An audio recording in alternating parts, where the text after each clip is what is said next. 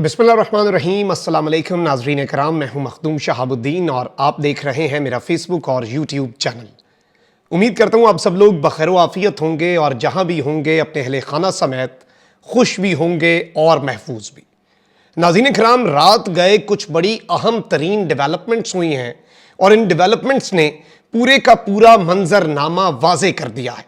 एक जानिब तो बिल्ली थैले से बाहर आ चुकी है और भांडा फूट चुका है, क्योंकि इस वक्त गुलामी का जो तौक इस इंपोर्टेड हुकूमत ने अपने गले में सजा लिया हुआ है और बेगर्स आर नॉट चूजर्स। लेकिन इस सब में ये इस हद तक गिर चुके हैं और कुछ इस तरह की वीडियोस सामने आ चुकी हैं कि ये उस गुलामी की अपनी जो एक नैरेटिव है और वहां पर जाकर अमेरिका में जो ये बातें चल रही हैं इंतहाई घटिया और इंतहाई शर्मनाक हद तक, इससे ज्यादा ये गिर नहीं सकते थे इंपोर्टेड इंतजामिया, इंपोर्टेड हुकूमत और इनके ये पूरे का पूरा ये जो भानमती का कुंबा है। और अभी ये तो ट्रेलर है, आगे आगे देखिएगा होता है क्या, क्योंकि इन्हें काम की बातें तो नहीं करनी, लेकिन इन्होंने अमेरिका बहादुर को खुश जरूर करना है और उसमें फिर चाहे इन्हें जिस भी हद तक गिरना पड़े ये गिरते रहेंगे। लेकिन इसके साथ ही साथ रात गए DGISPR की तरफ से एक वीडियो क्लिप की बाज़गश्त है और उनके एक इंतहाई सख्त बयान की इस वक्त काफ़ी सोशल मीडिया पर धूम चल रही है। उस हवाले से भी बड़ी अहम डेवलपमेंट्स आपके सामने रखनी है कि असल में साजिशी कौन है और असल में मामलात को मुतनाज़ा कौन बना रहा है, जबकि मुल्की तारीख का सबसे बड़ा NRO जारी कर दिया गया है। और अगर यह कहा जाए कि 20-22 साल बाद अब NRO 2 इस कौम ने विटनेस कर लिया है तो यह कहना भी गलत नहीं होगा। काफी ज्यादा अपडेट्स हैं, एक एक करके सारी डेवलपमेंट्स आपके सामने रख देते हैं। सबसे पहले तो पाकिस्तान की पूरी कौम को मुबारक हो कि नवाज शरीफ, मरियम नवाज, शहबाज शरीफ और हमजा समेत मुतअद्दिद अफराद के नाम ECL से खारिज कर दिए गए हैं। और जिस तरह के मामलात चल रहे हैं, राना सनाउल्लाह बैठकर यह फैसला करता है कि राना सनाउल्लाह का नाम ECL में नहीं होना चाहिए क्योंकि वो तो बड़ा ईमानदार आदमी है। शहबाज शरीफ जो कि इमरान खान की हुकूमत साजिश के तहत निकाली गई उसमें बेनिफिशरी थे और वही तो उस साजिश के तहत लाए गए हैं, तो वो एक कमेटी को चेयर करते हैं और बेतौकीरी करते हैं इतने बड़े फोरम की जो कि बड़ा प्रेस्टिजियस फोरम है। उसमें ये फैसला करते हैं कि पाकिस्तान के खिलाफ कोई साजिश नहीं हुई, तो फिर एक काम किया जाए कि कुलभूषण यादव की सरबराही में एक कमीशन बना दिया जाए जो ये फैसला करे कि कुलभूषण यादव जासूस था भी कि नहीं, वो पाकिस्तान टूरिज्म और पाकिस्तान की सयाहत के फरोग के लिए आया था या यहाँ पर दहशतगर्दी के लिए आया था, इसका फैसला भी कुलभूषण पर छोड़ देते हैं। लेकिन जाहिर बात है इस वक्त अंधेर नगरी चौपट राज है और ये सब के सब आपस में इसी बात पर लड़ भी रहे हैं कि मुल्क को ज्यादा कौन खाएगा और मुल्क को कम किसने खाना है। लेकिन इस वक्त सरकारी जराए ने बताया है कि तमाम तर लोग जो कि इस वक्त काबीना में भी शामिल हैं या काबीना में नहीं है, जितने चोर लुटेरे जिन सब पर जो जो इल्जामात हैं उन सब के नाम अब ECL से निकाले जा रहे हैं। शाहिद खाकान अब्बासी और एहसन इकबाल, बड़ी लंबी फहरिस्त है और ये एक बहुत बड़ा NRO है। खैर, इमरान खान की तरह के कमी लीडर आएंगे, उन्होंने प्रेस कॉन्फ्रेंस में कल कह दिया था कि बराए मेहरबानी मेरा नाम ECL में डाल दो क्योंकि मैंने वैसे ही पाकिस्तान से बाहर नहीं जाना, मेरे इंटरेस्ट भी नहीं है पाकिस्तान से बाहर और ना ही मुझे जाने में कोई जाने का कोई शौक है या कोई जल्दी है। अब इस सब में बड़ी दिलचस्प सूरत हाल बन चुकी है। गवर्नर पंजाब ने सदर मुमलिकत को खत लिख दिया है और उन्होंने कहा है कि मैं एक इंतहाई मुतनाज़ा वज़ीर आला से हल्फ नहीं ले सकता और ख़त जो है ये 6 सफ़हात पर मुश्तमिल है और इसमें उन्होंने हल्फ ना लेने से मुतल्लिक जो आइनी वजूहात हैं, जो कॉन्स्टिट्यूशनल रीजनिंग है, वो ज़रूर ऐड किया और उन्होंने बताया है कि ये पूरे का पूरा मामला ही, जैसे जाहिर बात है कासिम सूरी ने बड़ा गैर आइनी इकदाम उठाया तो सब कुछ रिवर्स हो गया, तो उस्मान बुज़दार का इस्तीफ़ा जो कि गवर्नर को जाना था वो तो वज़ीर आज़म को चला गया, तो वो भी रिवर्स होना चाहिए और सारे इकदाम रिवर्स हो जाएं। अब इस सब में इमरान खान के बाद अब एक और जमात सामने आई है और जमात इस्लामी जो है उसने भी मरासले पर जुडिशल कमीशन का मुतालबा कर दिया है और गालिबन ये इमरान खान और सिराजुल हक के दरमियान जो 2018 के बाद, क्योंकि उससे पहले ये KP में इत्तेहादी भी थे, तो जो पहली गुफ्तगू हुई है उसका ये नतीजा भी है और इमरान खान की आवाज़ में बहुत से लोग आवाज़ मिलाएंगे। MQM जो है वो भी अपनी साख बहाल करवाना चाह रही है और वो भी इस सारे मामले पर इंक्वायरी का मुतालबा कर रही है। लेकिन इस पूरी की पूरी सिचुएशन को अगर समझा जाए तो इस वक्त पाकिस्तान का जो मजाक बनाया जा रहा है, Miftah Ismail beggars are not choosers और पाकिस्तान के जो प्राइम बैगर हैं उनको रिप्रेजेंट करते हुए और पाकिस्तान के जो बैगरी के मिनिस्टर हैं, जारी बात है फाइनेंस तो नहीं है हमारा तो भीख हमने इकट्ठी करनी है, तो वो अमेरिका गए हुए हैं और अमेरिका में जो पाकिस्तान की जग हसाई हो रही है उसका भी कोई अंदाजा आप नहीं लगा सकते कि इस वक्त सूरत हाल क्या है और इस वक्त सिचुएशन क्या बनी हुई है। इनसे सवाल पूछा गया अमेरिकन थिंक टैंक की तरफ से कि हमारे एनालिसिस बताते हैं कि वेब 3 एक पोटेंशियली 100 बिलियन की एक्सपोर्ट है, पाकिस्तान के लिए अपॉर्चुनिटी है 20 साल के अंदर अंदर, और आप इस नई इकोनॉमिक अपॉर्चुनिटी को कैसे पाकिस्तान के अंदर इंप्लीमेंट करेंगे। तो इसके ऊपर फाइनेंस मिनिस्टर साहब कहते हैं कि I don't know what's web 3 और ये पूरे का पूरा मामला डिजिटल करेंसियां क्या होती हैं हमें नहीं पता, लेकिन उन्हें और बहुत कुछ पता था। फाइनेंस मिनिस्टर हैं लेकिन वहां पर अपनी सीवी जमा जरूर करवानी थी, वहां पर आकाओं को यह बताना था कि हमने जिस शख्स को निकाला वो कितना गलत है। लेकिन इसके अंदर जो इन्होंने घटिया मामला किया, मैं आपके सामने क्लिप भी चलवा देता हूं।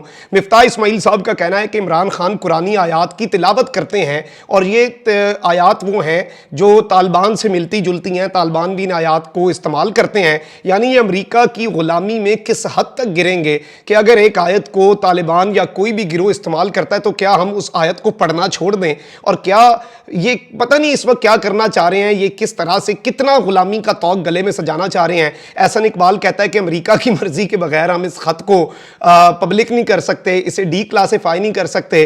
राना सनाउल्लाह कहता है कि जी अमेरिका बहादुर का वो मतलब नहीं था, ऐसा नहीं था, वो ऐसा नहीं कहना चाह रहे थे। लेकिन अब जो हदें फलांगी गई हैं, आप जरा ये छोटा सा क्लिप है, जरा ये पहले मुलाहिजा करें फिर आगे बढ़ते हैं।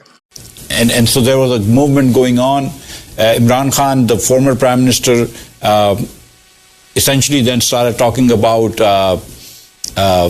some Quranic verses of this called Amr bil Maruf and Nahi anil Munkar, meaning that this is promotion of virtue and prevention of vices. Somehow that we were the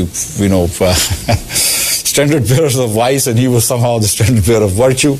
That, by the way, for reference, was also a line that Taliban used in the previous incarnation. They had a ministry of that name. जी, तो तालिबान की इस तरह की एक ministry भी थी और इसी नाम को और इसी वर्स को इमरान खान ने इस्तेमाल किया है। इसका मतलब है कि गलत जो है उसके खिलाफ डट खड़े होना और सही का साथ देना। और जाहिर बात है ये तो पाकिस्तान में नहीं हो सकता। पाकिस्तान में तो आपको इस पूरे भानमती के कुंबे का साथ देना है, आपको इन गुलामों का और भिखारियों का और इम्पोर्टेड का साथ देना है।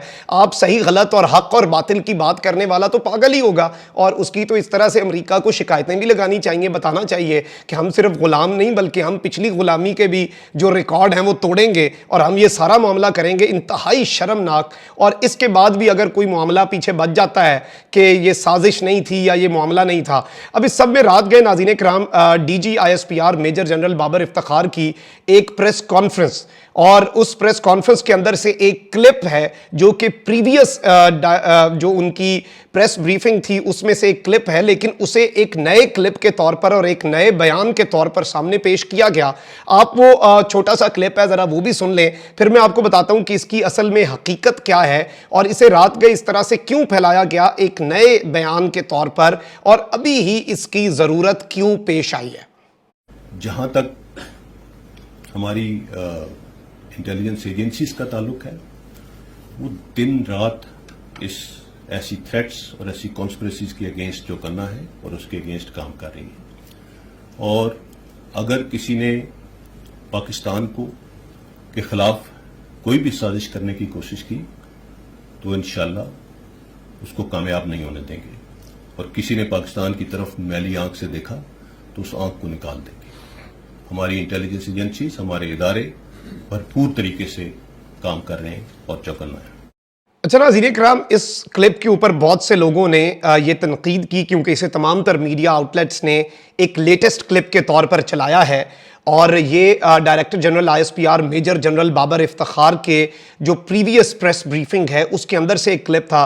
तो इस पर बहुत से लोग जो हैं वो मैदान में आए, उन्होंने कहा कि तनकीद की और अजीब व गरीब बातें की कि ये पूरे का पूरा मामला क्यों हुआ है और ये एक पुरानी स्टेटमेंट को फिर से नया करके पेश करने की नौबत क्यों आई है। अलबत्ता ये एक स्पेशल स्टेटमेंट के तौर पर इस ना सिर्फ क्लिप को बल्कि एक पूरा बयान जो है वो DG ISPR की तरफ से सामने आया है, और ये एक ऐसे वक्त पर आया है जो कि पूरी कौम को यह वाजे करवाना है कि किसी भी किस्म की साजिश या किसी भी किस्म की कोई कॉन्स्पिरेसी अगर वो पाकिस्तान के खिलाफ होती है तो उसके खिलाफ पाकिस्तान के इदारे डट खड़े होंगे। और ये बात खान साहब भी करते हैं कि पाकिस्तान की फौज ना होती तो आज पाकिस्तान माज़अल्लाह खाकम बदहन 3 टुकड़ों में बट चुका होता और पाकिस्तान जो है उसे इमरान खान से ज़्यादा पाकिस्तान की फ़ौज की ज़रूरत है।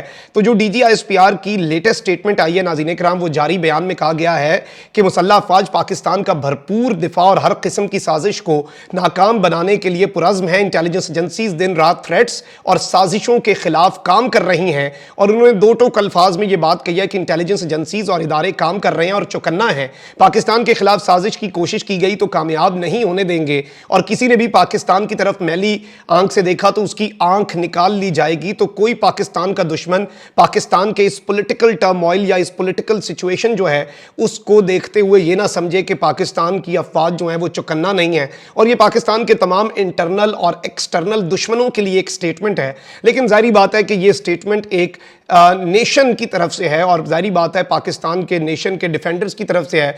तो इस स्टेटमेंट को मुतनाज़ा बनाना मैं समझता हूँ वो कोई ज़्यादा अच्छी बात नहीं है। और ऑब्वियसली ये स्टेटमेंट जो है इसके बहुत ज़्यादा इसके पीछे एक थॉट प्रोसेस भी है कि इसे इस वक्त पर ही क्यों रिलीज़ किया गया कि जो एयर है उसे क्लियर कर दिया जाए और बहुत सी चीज़ों को वाजे कर दिया जाए कि इदारे हर वक्त पाकिस्तान का दिफा करते रहेंगे। कमेंट सेक्शन में राय का इज़हार ज़रूर करें। अपना बहुत ख्याल रखें। अल्लाह निगहबान। पाकिस्तान जिंदाबाद।